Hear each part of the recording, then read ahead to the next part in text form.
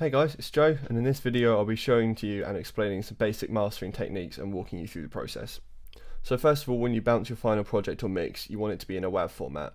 WAV retains more audio information in a digital format compared to MP3, so you won't lose that much when it's bounced. So a good thing to do when you're mastering is have a reference track.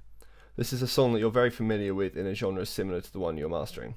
This will give you a good idea of what you need to do to your track when listening to them side by side. So you can solo your track, then solo the reference track, see what needs to be done to yours, and so on and so forth. You can also pull up the frequency analyzer on the channel EQ in Logic to see what your track is missing compared to your reference track, simply by looking, as it's a lot easier. So here I just have an old track with some basic mastering on it that I'll walk you through. So first is applying EQ. You want to put EQ at the top of your channel strip, this way none of the dynamic processors will affect it. EQ tweaking tends to be quite small boosts or cuts to your overall sound. These will either be quite precise with a small bandwidth or an overall adjustment with a wider bandwidth.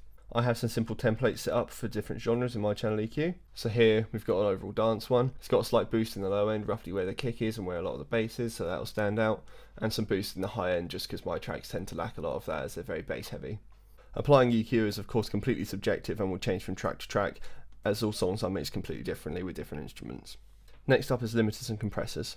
I tend to put a slight compression on the master output first, usually a 2:1 ratio with a 1 to 2 dB makeup gain. I then put several limiters over that to start building it up. Now of course louder definitely doesn't mean better, but this way you'll maximise your dynamic range and give your track some power. I tend to make the limiters output ceiling minus 0.1 dB and then give each of them 2 to 3 dB of gain. It's good to apply quiet reverb over everything so it makes everything sit together quite nicely. It's also very important to bear in mind that you can go back into your original mix and change something if you want to. I've never put something into a mastering project and been happy with it the first time. There have been plenty of times when my EQ will make the bass sound great, but then my kick too loud or muddy, so I have to go back into the mix, decrease the kick, bounce it again and repeat. It's also good to come back to your project the next day once you think you've finished it so you have a fresh set of ears. You may have been working on it for a while, so you'll lose focus, think it's done, listen to it the next day and hit lots of things you want to change. So that's how to master one track.